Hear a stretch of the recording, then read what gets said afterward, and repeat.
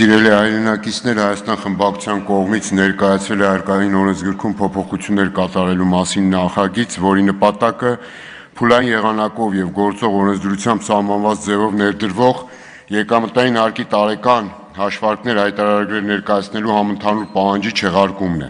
որը ժամանակավրեպ է դրված նպատակի տեսանկյունից ոչ լիարժեք եւ ոչ համարժեք, իսկ քաղաքացիների համար դառնալու է նոր եւ ավելորդ վարչարարության անիմաստ պարտավորության եւ տուգանքի հիմք։ Եվ սա է նաեւ պատճառը, որ օրերս արդեն կլրանա օրենքով սահմանված վերջնաժամկետը, սակայն հայտարարագրման ենթակա քաղաքացիների ընդամենը 5%-ն է ներկայացրել հայտարարագիր։ Հիմնական խնդիրները, որոնք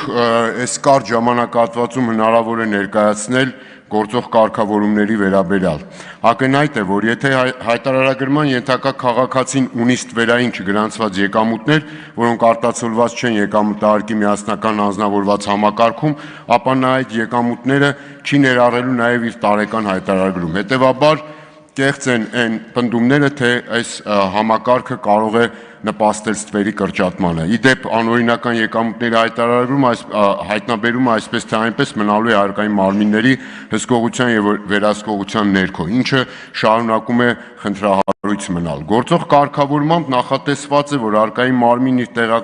տեղեկատվական բազայում առկա տվյալների հիման վրա ինքնաշխատ եղանակով նախալրացնում է ֆիզիկական անձանց հայտարարագրերի նախագիծ, այսինքն այդ տեղեկատվությունը բազայում կա եւ կրկնակի եռակի անգամ առանձին դեպքերում նորից նույն բանը հայտարարագրել որևէ կերպ չի կարող նպաստել դրված նպատակին։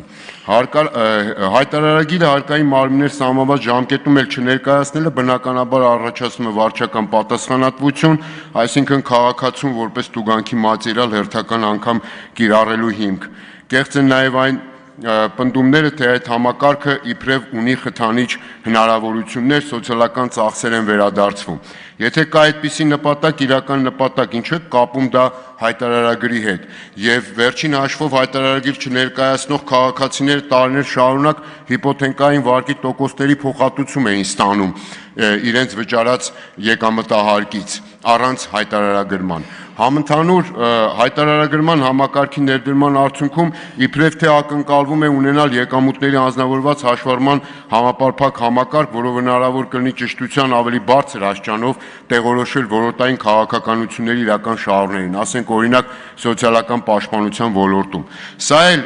իրական նպատակադրում չի, ավելի շատ քողարկված է, որովհետև եթե իրական այդպիսի նպատակադրում կա, կարելի է սոցիալական աջակցության համար դիմող քաղաքացուն միայն ասել, որ տրամադրի անհրաժեշտ տեղեկատվություն ըստ պահանջի, ինչպես օրինակ տարիներ շարունակ կիրառվում է այդ բանկային համակարգում։ Եվ վերջապես ավարտում եմ 1 րոպե, վերջապես ամենակարևորը, եթե ինչ-որ հարց պետք է լուծել այս հայտարարագրման համակարգը, այդ էլ գործնականում այլևս հնարավոր չի լուծել, որովհետև դա վերաբերում է քաղաքացիների բանկային փոխանցումներին եւ այստեղ էլ փաստորեն գործնականում սահմանվել է 300,000 դրամ շեմ, որից ներքև փոխանցումները չեն հայտարարագրվում, որոնց սա միակ, նորից եմ կրկնում, միակ հնարավոր լրացուցիչ տեղեկատվությունն էր, որը կարելի էր ստանալ ի լրումն ֆիզիկական անձանց եկամուտների անձնավորված համակարգի։ Հետևաբար կարևոր է ավարտում եմ։